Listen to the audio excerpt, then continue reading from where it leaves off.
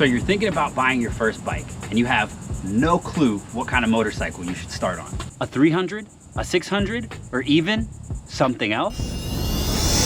Stick around to the end and you'll know what first bike is right for you. Are there people that have started on a 1000? And more importantly, have they lived to tell the tale? Yes, plenty of people, all the time actually. The problem is, that's not for everyone. Let's go back and break this down and see if you're ready to start on a 1000 from day one. So strangely enough, we start here in a car. The most basic level of riding is simply understanding traffic. What's a stop sign? How do I change lanes? You have to know that there's always going to be a white Nissan there to cut you off at the most inconvenient times. If you're 15 or 16 years old and you just got your driver's license and you're still not comfortable with merging in traffic, getting up to speed, and just simply getting around, even in a car, please don't get a 1000 as your first bike. Hell, not even a 600. Learning the controls and the inputs on a motorcycle, such as both brake levers, the clutch, how to shift, is hard enough as it is to then tack on learning how to move around in traffic. That's a recipe for disaster. But let's say you're 20, 30, or even 40, and you've been driving for 4 or 5 years now, and you feel comfortable in a cage. Heck, you even speed.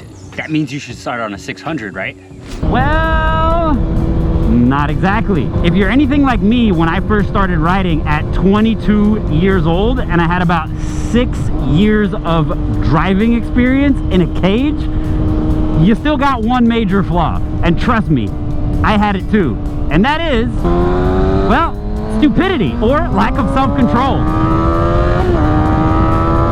I was young and dumb and did not have the ability to responsibly keep my wrist from going like this. That brings us to the next point. You need to self-assess. Are you capable of taking it slow?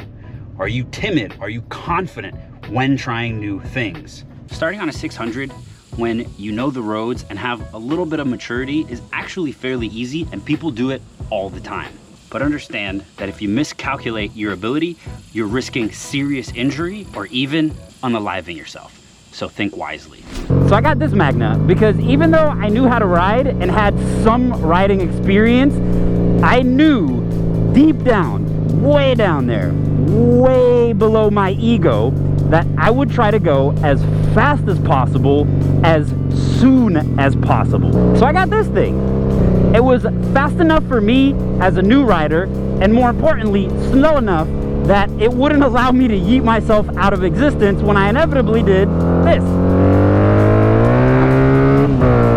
I could have started on a 600. I really could have, but I dug deep and I actually checked myself and fully understood the fact that I knew I wasn't responsible enough to not pin a 600. Could I ride one and get it from point A to point B? Yes, absolutely, no problems. I could have maneuvered the bike, I could have handled it, I could have ridden the bike perfectly fine without excessive throttle. The only thing is, I knew I would have used excessive throttle. Now, there are a few of you out there that are nervous, timid, I would say. I don't think you should start on a 600. You cannot be riding scared.